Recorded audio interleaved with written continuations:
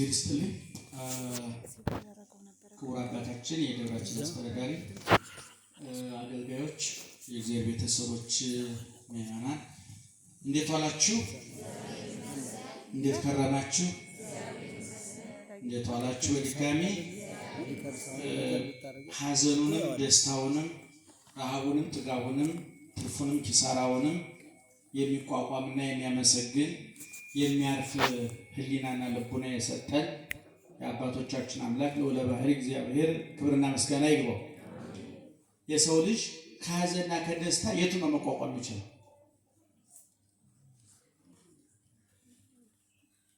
ዝም አላችሁ፣ ሰምታችሁኛል?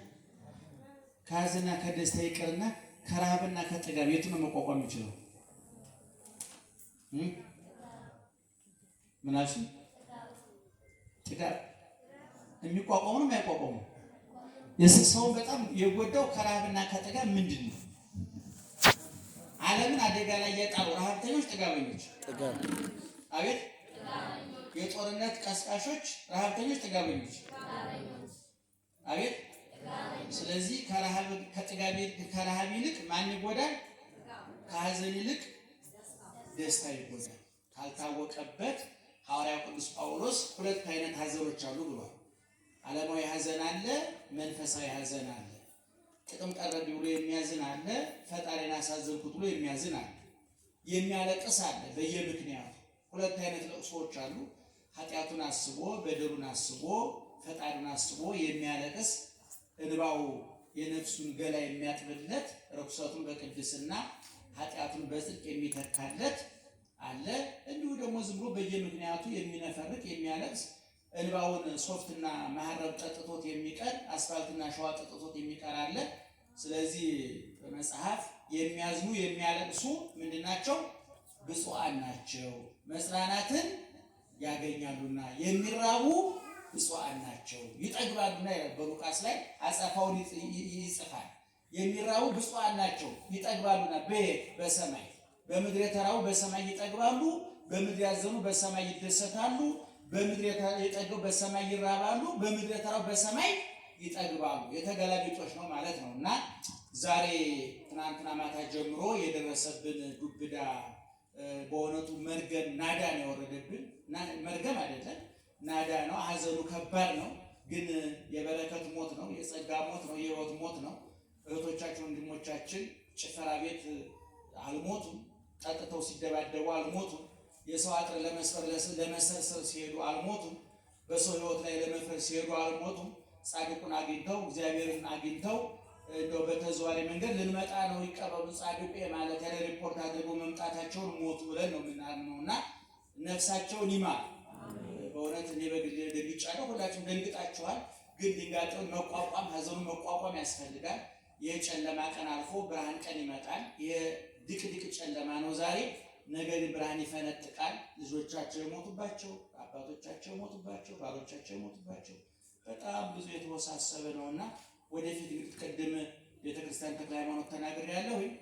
በሚቀጥሉት 20 እና 30 40 ቀኖች ውስጥ ሁሉንም አድባራት አስተባብረን ከብፁዕ አባታችን ከሀገረ ስብከቱም ተነጋግረን ህሊናን የሚያሳርፍ አይምሮን የሚያረጋጋ ነገን የሚያሳይ ዛሬን የማያጨልም ትምህርትና ጉባኤ እናዘጋጃለን ብለን ተስፋ እናደርጋለን።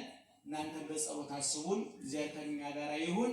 ነፍሳቸውን ከአብርሃም ከይስሐቅ ከያዕቆብ ጎን ያሳርፍልን። እንግዲህ እኛ ያሰብነው እንደዚህ አልነበረም። ይሄ ይፈጠራል በጣም አላሰብንም፣ ግን ሆነ። ስለ ሁሉም ነገር ግን ማን ይመስገን? ማን ይመስገን? ባደረገው ነገር ሁሉ ስህተት ይስማማዋል? እግዚአብሔር ትናንትና ልክ ነበር፣ ዛሬስ ነገም ለዘላለም ልክ ነው እና ክብርና ምስጋና ይግባው። እንግዲህ አባታችን እንደጠየቁት ቁልፍ ጥያቄ ነው የጠየቁት።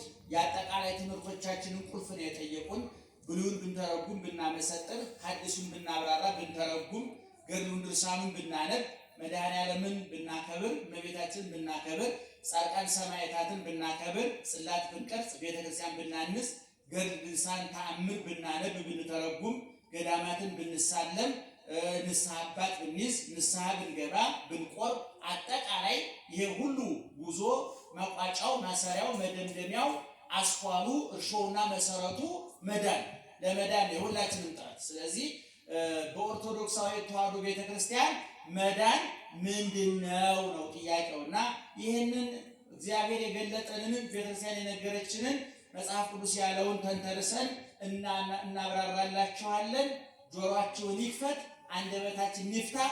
በመላ በግምት በሳይዋቅ አይቀርም በይመስለኛል የግል ስሜትና ሐሳባችንን እንዳናፈስባችሁ ጆሮአችሁን ይጠብቅ እግዚአብሔር፣ አንደበታችንንም ይቆጣጠር መንፈስ ቅዱስ። እንግዲህ እንደተባለው ድህነት ማለት መዳን ማለት ነው። መዳን ማለት ከበሽታ ማለት ነው። እንግዲህ በቋንቋ ዝም ብለን ጥሬ ቃሉን ስንተረጉመው አንድ ሰው ዳነ ሲባል ከምን ተገላገለ ማለት ነው? አቤት እገሌ ዳነ ስንል ምን ማለታችን ነው? ሰው ሐኪም ቤት የሚሄደው ምን ለማድረግ ነው? አንድ ሰው ሕክምናውን በትክክል ለመጠቀም 4 ሂደቶች ማለፍ አለበት። የመጀመሪያው በሽታውን ማመን፣ አሞኛል ብሎ ማመን። እየሰማችሁ ነው? ቁጥር 1 ምኑን ማመን ነው? አሞኛል በሽተኛ ነኝ ብሎ ማመን። ምክንያቱም በሽታውን የደበቀ መድኃኒት አይገኝለትምና የድህነት መጀመሪያ የሕክምና መነሻው ምንን ማወቅ ነው? በሽታን ማወቅ ብቻ ሳይሆን በሽታን ማመን፣ አሞኛል ብሎ ማመን። ሁለተኛ በሽተኛነቱን ካመነ በኋላ በሽታው ሊፈወስበት ወደሚችለው ቦታ መሄድ፣ ወይ ወደ ጸበል ሊሆን ይችላል ወይም ወደ ሐኪም ቤት ሊሆን ይችላል። የሰውየው ሁለተኛው ሂደት ሐኪም ቤት መሄድ ነው። ሶስተኛው ሂደት ሐኪም ቤት ከሄደ በኋላ ካርዱ ምኑ ካወጣ በኋላ ከዶክተሩ ጋር ይገናኛል። ለዶክተሩ ዝርዝር ማብራሪያ መስጠት። ዶክተሩ ይጠይቀናል አይደል? እንዴት ያደርግሻል? እንዴት ያደርጋል? ያስራል ወይ ያተኩሳል ወይ? የሌሊቱን ሪፖርት ከኛ መስራት ይፈልጋል። ምክንያቱም ዶክተሩ አዋቂና የተማረ እንጂ ገማሽ ጠንቋይ አይደለም። ጠንቋይ እንደምታውቁ በግምት ስለሚያወራ ብዙ መረጃ አይፈልግም። ለመዋሸት መረጃ ያስፈልግም። እውቀት ለመስጠት ነው መረጃ የሚያስፈልግ እና ዶክተሩ እንዴት ያደርግሻል? እንዴት ያደርግሃል? ምግብ ትበላለህ ወይ? ይከለክልሃል ብሎ መረጃ ይጠይቀናል። ስለዚህ በሽታን ከማመን ቀጥሎ ወደ ሐኪም ቤት መሄድ፣ ወደ ሐኪም ቤት ከሄዱ በኋላ ለዶክተሩ ምን ማድረግ ነው? ሙሉ መረጃ መስጠት ነው። ከዛ በኋላ ዶክተሩ በሽታውን መርምሮ ለበሽታው ምን ያዝለታል? ወይ መርፌ ወይ ኪኒን ወይ ሽሮፕ ያዝለታል። ኦፕሬሽን መደረግ ካለበትም በሽታውን መጠኑን ልኩን አይቶ እንደ ዶክተሩ እንደውቀቱ መመሪያ ይሰጣል። ከዛ በኋላ በሽተኛው ከዶክተሩ መመሪያውን ተቀብሎ መድኃኒቱን ይዞ ወዴት ይሄዳል? ንገሩ። ወዴት ይሄዳል? ወደ ቤቱ ይሄዳል። ቤቱ ከሄደ በኋላ ኪኒኑን ጧት 2 ቀን 2 ማታ 2 መርፌ በቀን 1 እያለ ሊያዝለት ይችላል። አሁን ልብ አድርጉ። ዶክተሩ መድኃኒት ካዘዘለት በኋላ ዶክተሩ ቤት ሄዶ ኪኒኑን ዋጥ ብሎ ይነግረዋል? አንተ በሽተኛ ኪኒኑን ራስህ ይላል።